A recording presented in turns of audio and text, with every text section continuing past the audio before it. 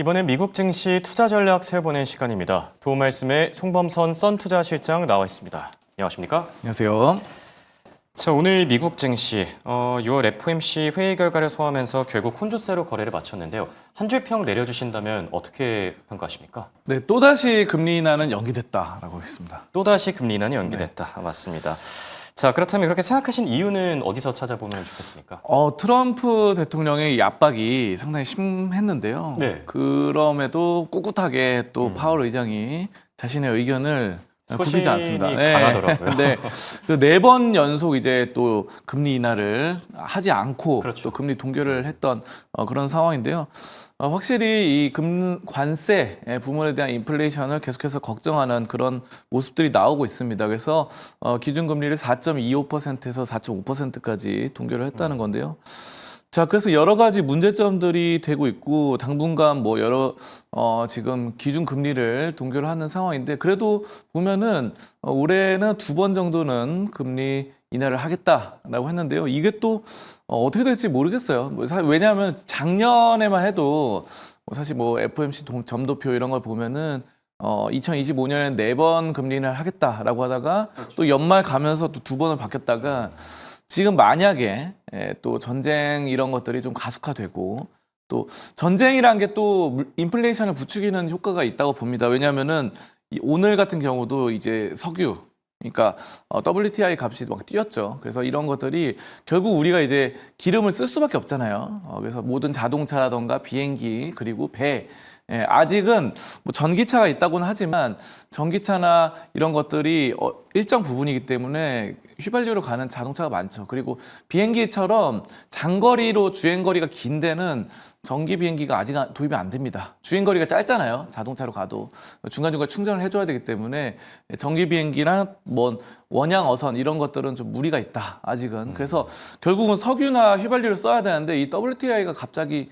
계속해서 올라가다 보니까 그렇죠. 오늘도 좀 올라가고 지금 75달러까지 올랐다 뭐 이런 말이 있더라고요 최근에. 그래서 이런 점들이 좀 가속화되고 있고 결국은 우리가 전 세계적으로 기름을 쓰는 양은 이렇게 일정하게 꾸준히 갑니다. 근데 이제 자꾸 오르니까 비싸게 사올 수밖에 없는 이런 것들은 인플레이션을 유발하고 금리 인하를 지연시키는 상황이다. 그래서 저는 아직 이 시장 자체가 사실은 좀 부정적으로 봅니다, 현재. 나스닥 지수라던가 뭐 다우도 S&P도 그렇고 이 나스닥이 2만 포인트 전후로 해서 굉장히 좀 힘에 부칠 것 같은 그런 생각이 들어요, 제 생각에는.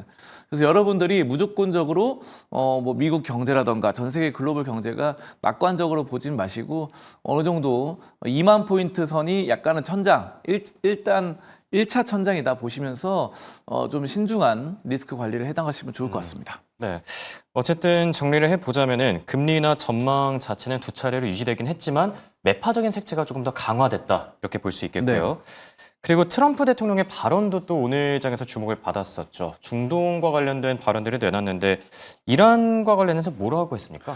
뭐 협상의 여지는 열려 있다. 뭐 이렇게 말을 했죠. 근데 이제 아직 잘 뭐 100%는 뚜렷하지 않습니다. 왜냐하면은 그 전에도 이란이 또 이렇게 협상하자 했는데 뭐 이스라엘은 계속 공격하잖아요. 네. 그리고 이란 서로 공격하기 때문에 말은 협상하자 했지만 서로 공격하고 전쟁은 계속 끊임없이 이어지는 상황이고 뭐 미국 같은 경우도 이제 G7에 트럼프 대통령이 참여했는데 갑자기 조기 귀국을 하게 되면서 그렇죠. 뭐 이란과 이스라엘 문제 말로는 또 아니라고 하지만 더 큰 게 있다고 하지만 그러니까 더 네. 불안감만 키우는 것 같더라고요. 그래서 사실 보면 또 이란 때문에 간 것 같기도 하고 네. 또 그리고 미국의 폭격기라던가 항공기, 전투기를 지금 그쪽에 중동 쪽에 배치를 하는 모습들을 보면은 그렇죠.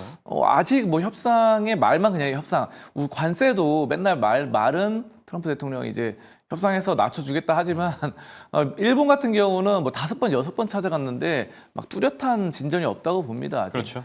그렇기 때문에 트럼프 대통령이 양면 전술을 이용하기 때문에 트럼프 대통령이 뭐 협상하고 아직 기회는 열려 있다고 하는 거를 100% 믿을 수는 없고 저는 뭐 최악의 경우까지 우리는 주식하는 사람들 열어놔야 되기 때문에 그렇죠. 그래서 좀 안 좋은 국면까지 여러분들이 좀 생각할 필요는 있다. 저는 이렇게 봅니다. 네. 이 중동 지역의 지정학적 리스크는 뭐 불가피하게 계속될 수밖에 없을 것 같고요. 네. 자, 그리고 밤사이 6월 FOMC 회의 말고도 경제 지표들도 여러 발표됐는데 어떻게 나왔습니까? 경제 지표들 뭐 실업수당 청구 건수도 나오고 했죠. 네. 24만 5천 명 이렇게 나오는데 24만. 근데 이제 뭐 예상치와 좀 부합하게 좀 나왔다 이렇게 좀 보고요. 전반적으로 크게 막 변동이 심했던 건 아니라고 좀 판단을 하고요. 그래서 지금 오늘 지수가 좀 보합권으로 끝났죠. 그래서 제 생각에는 경제 지표는 어느 정도 좀 예상치만큼 나왔다라고 보고, 다만 이제 나머지 이런 점들, 금리라던가 아니면 전쟁에 대한 이런 리스크가 좀 혼조세로 증시를 이어나가지 않나 이렇게 좀 보고 있습니다. 알겠습니다. 신규 주택 착공 건수는 예상치를 밑돌았고 또 여기에 유럽 쪽의 물가, 유로존의 CPI가 전월 대비 둔화됐다는 점도 참고해 보시면 좋을 것 같고요. 자, 그럼 지금부터 기업 이슈들로 한번 넘어가 볼까 하는데요. 오늘 준비된 첫 번째 기업 메타입니다. 메타 최근 들어서 AI에 대한 이 본격적인 투자에 나서고 있는데 말 그대로 승부수를 띄고 있지 않습니까? 메타가 되게 공격적으로 하고 있어요. 네. 인재 영입을 하고 있는데 요즘 오픈 AI가 잘하잖아요. 그래서 오픈 AI 챗 GPT 거기서 이제 인재를 빼내고 있다라고 해가지고 지금 오픈 AI 챗 GPT를 만든 오픈 AI 쪽에서 1억 달러 계약금을 내걸었다고 하네요. 예. 이거를 그냥 떠도는 소문이 아니라 오픈 AI의 그 CEO 샘 알트먼이 한 얘기입니다. 그러니까 이거는 좀 확실한 정보처럼 보여지는데요. 그러니까 샘 알트먼 입장에서는 본인의 이제 회사에서 챗 GPT를 만들었던 그런 우수한 인재, 챗 GPT가 사실 생성형 AI에서 제일 유명하죠. 현재로서는 전 세계적으로. 그런 영입을 계속해서 하고 있다. 우리 인재를 빼내가고 있다라고 해서 좀 열이 받았습니다, 이 사람이. 그래서 근데 어쨌든 메타는 강력한 AI 생태계를 유지하기 위해서 여러 가지 인재들 영입에 몰두하고 있고요. 어쨌든 지금 한때는 이제 오픈 AI 이런 오픈 소스 AI의 선두주자로 메타도 인정을 받았어요. 자, 그래서 이런 점들이 직원 이탈로 어려움을 겪고 있는데 구글이라던가 중국의 딥시크, 오픈 AI 등등의 이런 경쟁사들이 많죠. 이것들과 여러 가지 모델 해서 경쟁을 하고 있다라는 측면.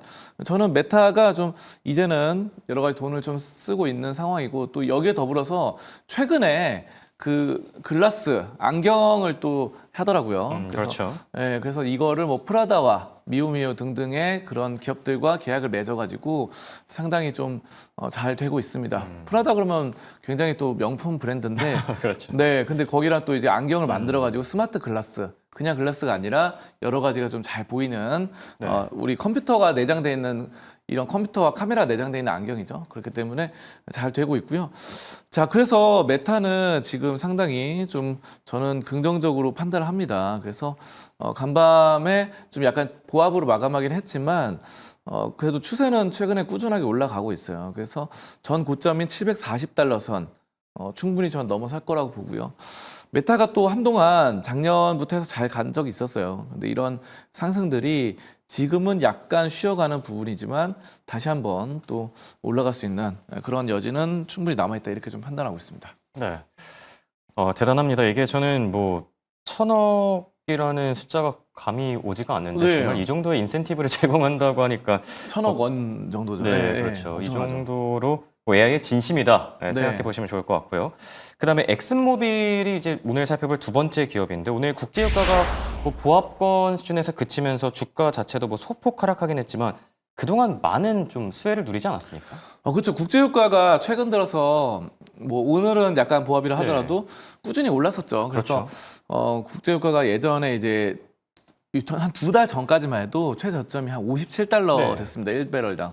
근데 2달, 3달 전에 그랬는데 지금 보면은 뭐 73달러, 그렇죠. 뭐 74달러 뭐 이렇게 되다 보니까 특히 최근에 이번 한 주 동안 많이 올랐어요. 그래서 한 주 동안 뭐 3일 전에는 7% 뛰기도 하고 또 그 다음에 약간 쉬어가기도 했죠. 근데 1%, 2% 떨어졌다가 다시 한번 또 올라가는 이런 상황들이기 때문에 유가가 이렇게 계속해서 올라간다는 점은 어쨌든 이란이라는 국가 자체가 중동 산유국이기 때문에 이런 점들이 계속해서 타격이 받으면은 유가가 좀 올라갈 수 있다라는 측면이고요.